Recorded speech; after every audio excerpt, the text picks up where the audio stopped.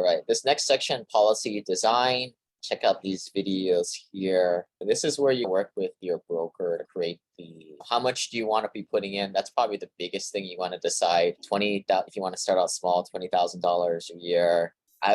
You can go to very small, but to me, it's not worth the hassle. If it's like not more than 10 grand per year, in my opinion. But if you guys really want to start out small, you could. You can't do much with $10,000 as cash value in your policy. Most people doing this stuff is like $50,000, $100,000 plus for 5 or 6 years.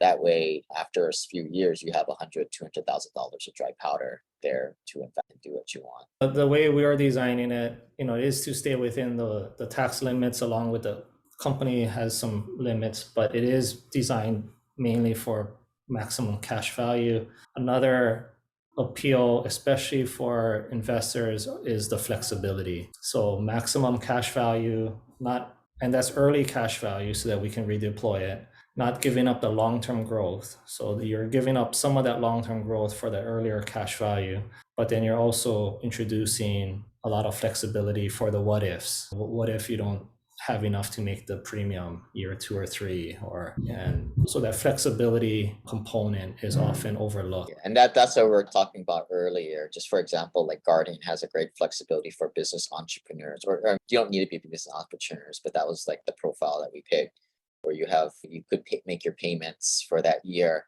but totally skip out on your next year and still keep the policy rolling and still have the ability to fund it as you first intended to. Yeah, we're going to talk about premium splits. And this is the way of kind of understanding how does the insurance company and broker make their commissions. And this is how to understand how to drive down those commissions. So ultimately, most of your money goes to your either cash value or to the minimal amount of death payout or life insurance that you. Yeah. So when you hear us saying someone's putting in 50,000 or 100,000, that's really this total, what I would call premium. So in this case, 1,000. That premium split, there is a lot of flexibility in how you design it. But there is a company limits. But in this case, in this first one, you pay 1,000. The 50-50 premium split would be 500 goes to the base premium, which is the cost of the policy, cost of insurance, and then the other 50 is being used for paid up additions. Some companies allow that paid up additions to be flexible throughout the year. Some other companies may require you to put it on your policy anniversary date all at once. So that this is an example of a 50-50 premium split. As Lane was mentioning, the biggest cost or the expense that you see is in the commissions, and that's at year 1. Commissions are based off of the base premium. So in the second example, this is one of the most streamlined. We can do it, drive down the costs of the actual policies. That $1,000, now you're only paying $100 to the death benefit, and the rest, 90% of it will be going to paid up additions, which is really going to your cash value. So this is one of the extreme ways. This is personally my go-to way of designing it, purely because what's due every year is to keep the policy alive is really just the base premium, so $100. This $900 is really, the way we design it is optional and flexible. So if things happen, you're only really committing to 10% of your target amount. So this $1,000 premium is what we call your target amount, and you're committing to is 10%, so $100. So in that $100,000 example, that may sound a lot, but you're really committing to 10,000, and you have the flexibility to put in the 90,000 as capital as you get capital. Yeah, so this is the secret sauce, folks. This is what, like, the guy who swindled my wife and getting their life insurance the whole life, right? They load up on the death benefit. We don't want this because that's where a lot of the commissions are going. They're paying for insurance in this base premium part. Now, you can call Tyler dumb, because that's how he makes his money, but he's minimizing. We believe in doing what's best for the clients and for you guys are investors. And we know you guys will probably put 20, 30 times more than the school teacher in this example. So, and it makes more sense for you guys to keep your cash value, not paying commissions and expenses and put it into here. In some cases, some of the family office folks and myself, I have this actually skewed more towards an 80-20 split because it allows me to overfund it even after the first initial 6-7 years that I had set it up. Sometimes that flexibility is you don't have to go through the hassle of going through another underwriting process in 5 to 7 years. I think that's where you talk to Tyler what makes more sense for you guys. But our kind of default is just lower the commissions for you guys so that you guys come back, and that's why we keep this under the umbrella of We Do Pipeline Club. At the end of the days, the happier you guys are, the more you guys send referrals.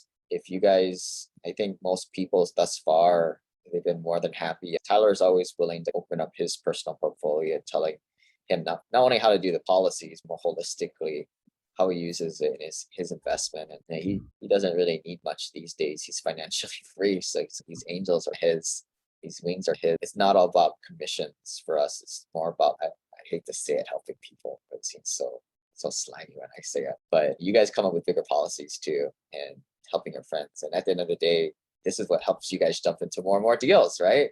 Yeah, and going back up, so the traditional whole life would really be 100% premium, very little going to cash value. So that's where breaking even year 16 or so, and that's where it can get a bad rap, because what you're doing is you're trying to buy as much death benefit that premium can buy. Traditional ways of designing it would be 100% premium, 0% PUAs. So we're extremely opposite of that. But yeah, and the biggest, I think the takeaway is that it is, we're not set on the 1090 split. You're able to tweak it to meet people's goals, and some people may have different goals of funding it longer, but there's ways of kind of tweaking some of that also and still maintaining a 1090. So it really is just a personalized design. This is just a generic statement of how we're doing it. Different ways to increase the cash value. So one of those ways, and this is why I want to get to know what your guys' personal situations are based on your birthday and based on some of the policies. Not all companies can do it. Like the one I did it, my first year, I did 50,000, but I was able to fund $50,000 the first couple of months because of when my birthday fell in the calendar year. So that was a little nuance. I'll take the first. So this what I think was very appropriate, at least for a lot of the people on the call who are investors and are seeing that. The one way it was explained to me that was my aha. So someone mentioned relating it to a home purchase. So in the above example, the premium payments, they're sort of related to your mortgage payments for a house. It's an expense. It slowly is paying down your principal. So your cash value in that sense is your equity is growing slowly. And then for your house, you're able to boost up the value by putting in some capital and doing a renovation.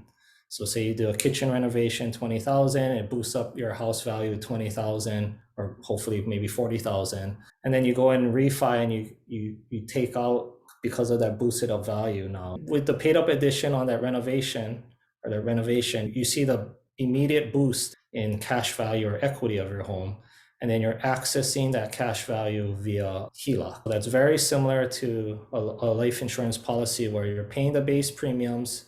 It's there, you're super funding it with these paid up editions, and you're accessing the cash value via a policy loan.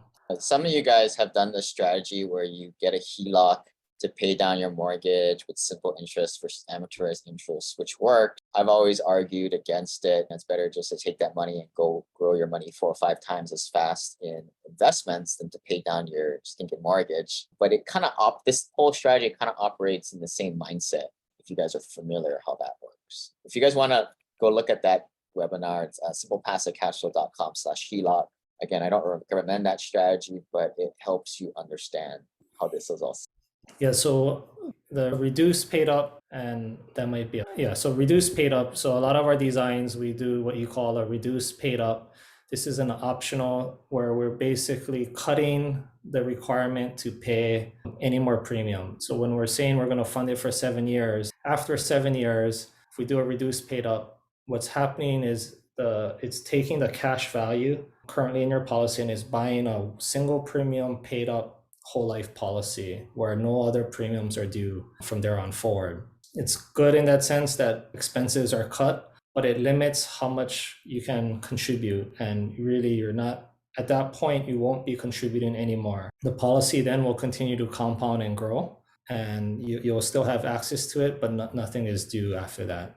This reduced paid up is available for all companies, and it can't be done earlier than 8 years. So if you have a funding target period for 5 years, you're still having to pay some of those premiums up through year 7, and then we can do a reduced paid up. And you could push it out to 10 or 15 years as a reduced paid up. The products we use for whole life, usually the premiums, the traditional model is that you're paying till age 99 or age 95, some of them to age 120. But with the reduced paid up, you're able to stop those expenses early on. Yeah, a lot of this will naturally happen when you going to get on the phone with Tyler and you guys figure out what you guys are trying to do. And I personally like the idea of layering these 5 to 7 year policies on top of each other to eventually get to that magic number you're trying to hit of cash value. And that magic number of cash value might be anywhere from $250,000 for some of you guys. Some of you guys might want $1 million of cash value in there. To me, after a while, it becomes a little bit of law of diminishing returns. Really, what do you need $2 million of cash value lying around at that point in the game? And I think that's where you're going more into the end game strategy, where the IUL and those types of products, which can help with. But again, like most of the people here are still trying to grow our networks from $1 to $10 million. This is how we're going to get there. And I always use the idea of the bucket approach. You focus all your time and energy on doing one thing first. Then when that overflows, it goes and fills up the other bucket. That might mean for some of the younger guys, don't do infinite banking this stuff if your net worth is under $250,000. This stuff isn't for you guys. You can do it. People will sell it to you all day long. They'll be glad to take your commission. But in my personal opinion, take your guys' money and go buy a rental property, get your net worth up to something $250,000 first, or $500,000. That's the first bucket. But for a lot of people on the call today, your guys' net worth is over $1 million. You have some side liquidity. That's where we fund these infinite banking policies. We fill this bucket up. Maybe you have $250,000 to $1 million of cash value built up, or ability to fund it up to that much. And then you go on to the other thing. But most of us are trying to fill up that middle bucket at this point. Again, there's different ways of doing this types of stuff, but that's how a lot of the folks in our mastermind group are thinking about it at this point. Yeah, and the scheduled versus unscheduled PUAs, that mainly is to touch on the flexibility. So the previous example where if we're doing 5,000 or 50,000, 5,000 is due, that additional 45,000 we can design it where it could be flexible, and it's not, you can put that into your policy at will throughout the year. That also can carry over to the next year if it's within your targeted funding period. The main takeaway with the schedule unscheduled is just the flexibility that we can design into the policy. And then finally, the underwriting process. I'm going to try and simplify this for sake of time. So you go through the onboarding call, you work with your broker to figure out what is the size, who is the carrier, a couple other components that we mentioned here. I think the way we explain it here, when you first make your policy or you first invest, like you may not know everything, but it's not totally needed. The biggest thing is how much fees you're going to pay. And we try and drive that down to the bare minimum that you guys pay when you're under our umbrella. After that, it's just a matter of going and getting underwritten, which is a physical process. For me, a nurse comes to the house. They might draw blood. They might get a pee sample, ask you some questions. Are you a smoker? Do you ride motorcycles? Do you skydive? Answer them truthfully, but don't be a bonehead about it. But is that pretty much maybe how long does the process take? Yeah, so the process that ranges, I'll just say 2 weeks to 8 weeks, anywhere between that. And a lot of that is dependent on the medical side of it, whether they're able to obtain your medical records from your primary care in a timely fashion, or in a recent case now, the actual exam is backed up because they're in the state of Washington and there's this huge backlog there. But they're trying to verify income, again, income verification up to a certain point, and I would say below a death benefit of 10 million, documentation is needed if it makes sense based on your occupation and your need for that size death benefit. A death of 10 million, that's usually around, you're stuffing this thing with $250,000 per year, which I would say maybe a handful of you guys would be getting on the call, but most of you guys will be starting off anywhere from $50,000 to $100,000 per year. I always say just do it early, right? The quicker you learn and get the hang of this stuff, the quicker get your next policy and then right size into your next one. That's what I personally did. I did $50,000 for 6 years, for a few years, and then I got the hang of it. And I was like, oh, this is cool. This is cool how I'm using this. Then I got the larger one on top of that.